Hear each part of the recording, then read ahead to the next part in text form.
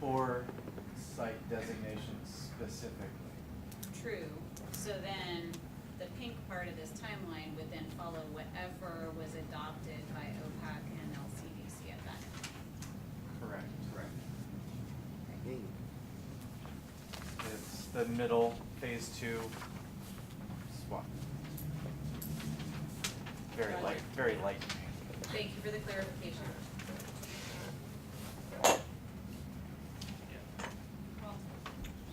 Yeah, so I'm just going to reiterate what Charlie said about clarification on the statute, about the deletion part, because that is the only thing that's actually spelled out in the statute that David Allen has been asking for the last few, 3 or 4 years. So I think that's something that's going to tell the working group where we're going with that and how it gets added into the process. And I can, if folks want me to read you the statute, I'll read the statute. It's under the duties of the council, and so section 1 of that is that the purposes of the Ocean Policy Advisory Council are to A, periodically review the territorial sea plan and submit recommendations for the plan to state agencies represented on the council. The council shall recommend the deletions of the territorial sea plan of all site designations and management prescriptions to the Land Conservation and Development Commission. So again, that applies to the whole territorial sea plan. This isn't just part 3 that it's calling out right here when it says this. And there's a whole list of sort of sub-bullets underneath that as well. The problem with that sentence is there's not a sentence before it or a sentence after it that gives you much clarity. But that sentence, as it relates to the process that we're doing, which is potential amendments to site designations in part 3, should be in the same place that additions would be or changes at all to any of those sites. So if we're going to open up a discussion for changing a site or amending a site, I believe, and I think the working group is going to come to consensus around, we should have that all defined in one place. Not spelled out in the statute over here, and not partially spelled out in part 1, and then spelled out further in part 3. And in terms of a time check, I just want you to know we have about 5 minutes left before we move to public comment. So, all right. So I may have not been paying attention, but does that mean that OPAC can't make recommendations on additions? No. I don't believe that's the case, and I probably should have grabbed all the subtext underneath this. That sentence really just is out there by itself. There are plenty of places within the territorial sea plan that says that OPAC can make additions. It says the community can make additions. It says the council shall consider additions. So this is the problem with having a statement over here and a statement over here that all talk about amending something. They should all be in the same place. It should be one process. It should be clear for OPAC. It should be clear for communities. It should be clear in general. I think that's what we're getting at. Yeah, no, I agree to the extent too that we're also not creating special situations under every single part of the territorial sea plan to the extent that you can. I mean, maybe there needs to be some suggested amendments to part 2 or part 1 in order to make it apply more clearly to other sections of the territorial sea plan. So that might be one approach to think too, is how would you amend part 1 so that it was clearer instead of making a whole bunch of criteria in part 3. But I'll leave that to the work group to brainstorm about. It sounds like you still need some clarity around the regulatory language interpretation, so hopefully you'll get that help. And I guess your question again, you want to pose it as I think, yeah, it's just more or less, are we comfortable synthesizing the criteria for amending sites in section C, which I believe is where it's intended in part 3, and making it clear, and then basically what we'll be doing is asking OPAC to say, yes, this is what we believe it means in part 1 and within the statute and within part C, and we're sort of ratifying this as the process, more or less. We may be bringing a recommendation back that has to do with, other parts of the plan as well, because I think OPAC might want to think consistently about how we amend the territorial sea plan. So in terms of his reaction, he's looking for, are you comfortable? And it Getting thumbs up. general nods. I haven't seen any angry, hairy eyeball faces or anything. Everybody cool? Okay. Great. John, that was good. So this is just, I'm just going to leave you this for you to ponder. You know, because we're running out of time. But we will be bringing to you some concept of a community process. And I want you guys to be thinking about what would that look like. And what I really want to avoid is something ugly. and I think that there is a way that we can design a process that isn't ugly. And sometimes when we get down to people's backyards and we get into the NIMBY situation of this rock and that rock, if people are bringing forward protections or getting rid of protections, it can get ugly. And so I think there's a way we can design this process that it doesn't have to be that. We don't have to be Marine Reserves 2.0 here. We can be pretty clean in this, and I think we can use the best available science and the best sort of public interest at hand. So what would that process look like? And I'll just remind you that it already spells out in part 3 some general planning principles, which is to be thinking on ecological units, to utilize a team and stakeholder approach, to use science and community-based recommendations. Any designations should come with monitoring provisions, educational plans, etc. So this kind of fits on both sides of like what would you expect out of a recommendation, but also what would you expect out of the process for the community. So just be pondering that, thinking about that, what would that look like, and please share with us as we get moving towards the spring your ideas on that.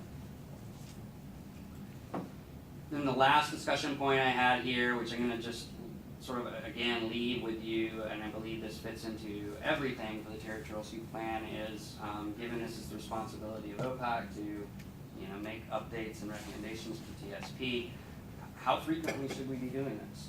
Right now, part 3 or part 1, maybe I think part 1 actually spells out 1 to 3 years. So that we should be doing this every 1 to 3 years. We're not doing that, obviously. It's been since '94. So do we need to revisit that? Do we need to apply that to all parts, just some parts? Do we want to look at certain indicators within the territorial sea plan that are important to us based on the priorities? I look at the priorities that OPAC spelled out, and how are those reflected in the territorial sea plan? Do we have metrics or indicators that we might want to have around our priorities as they relate to planning and management within the TSP, and we would like to review that on an annual basis. These are the sort of things that I think we should be thinking about. I started thinking about these for part 3, but I think this fits into the whole TSP given the discussions that we're having today and tomorrow. So I think that's it. A minute over. Any questions on the last part, Karen? Of course I got a question. So the agency annual review of part 3, is that like a report? This is I'm thinking what's like happening, a an 200-page document from I know you are. DPW, something like that. Interpretive dance and. Great job. I feel that this goes back to one of the things I mentioned in part 1, which was an issues report or survey that could be presented back to the council on an annual or biannual basis that summarizes this. And as let's think about this specifically for part 3 as an example. How many permits did we sign for scientific take or research? How many permits did we issue for collection of invertebrates at specific points? How many activities for other kinds of development came in the door? I feel like the council would probably appreciate having some kind of annual benchmark. It's kind of like going to your doctor, right, and saying, what's your blood pressure and what are your vitals and how are they doing, right? So right now the council has not had those in the past, and that's something that could be incorporated into the future, and I think could provide a programmatic view of the operational implementation of the territorial sea plan that it has not had in the past.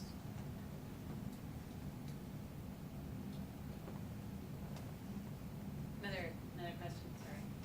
I think if I recall, I haven't read it recently, but if I recall, I should have read it recently. Part 5 had a 7-year horizon for reevaluation, or earlier if there was a reason that the town wanted to do it.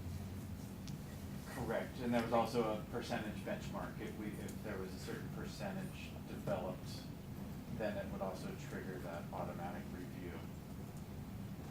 I would just like to say that 3 years is too often.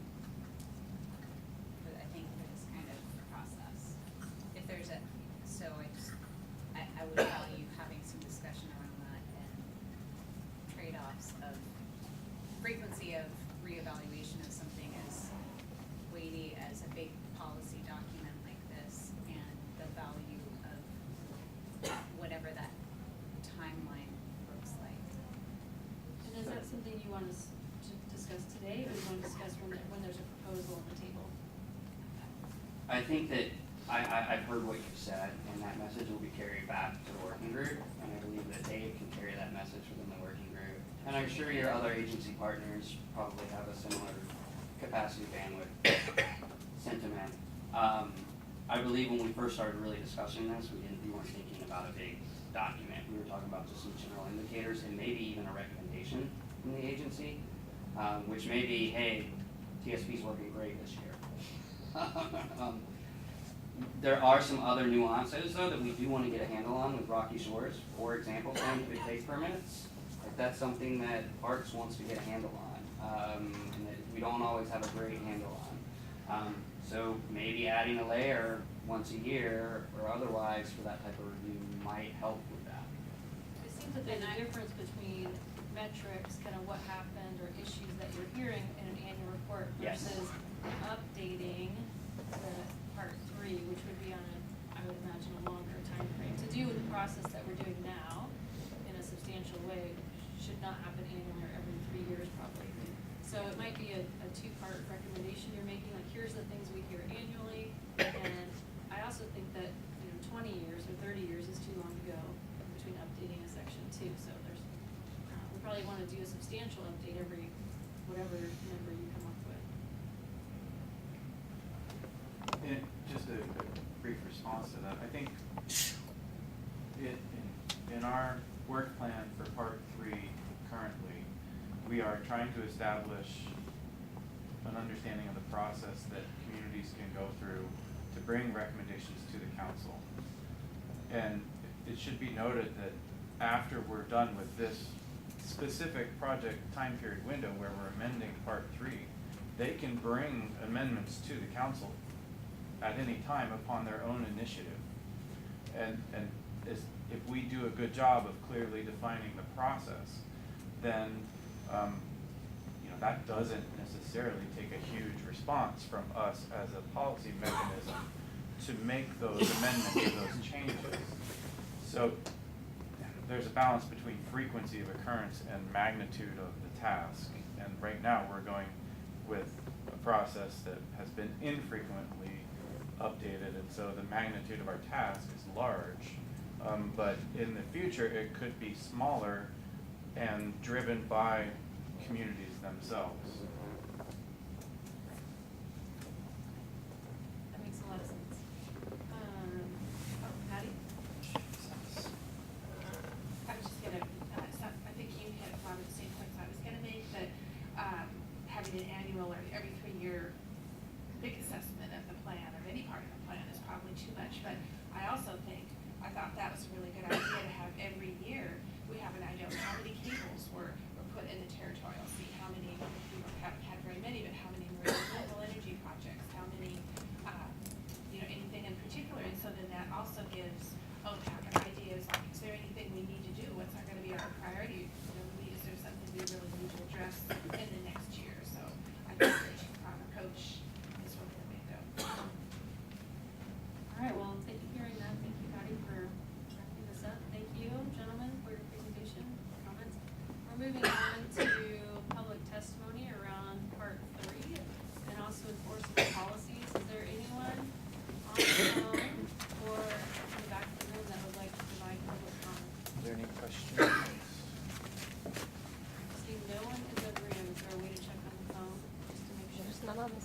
should check that one though. None on. None on one the computer, chat. we're checking in another.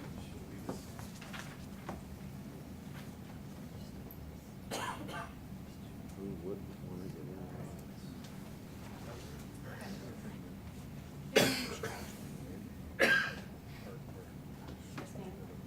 I just wanna thank Charlie and Andy also, just personal thanks, this is a huge amount of work, and I haven't said it yet, I'm just thinking, and so my thinking is preventing me from saying thank you, but it's a huge amount of work, and I appreciate you guys doing it, and the working group members, and Deanna, and thank you. Thanks, thank you.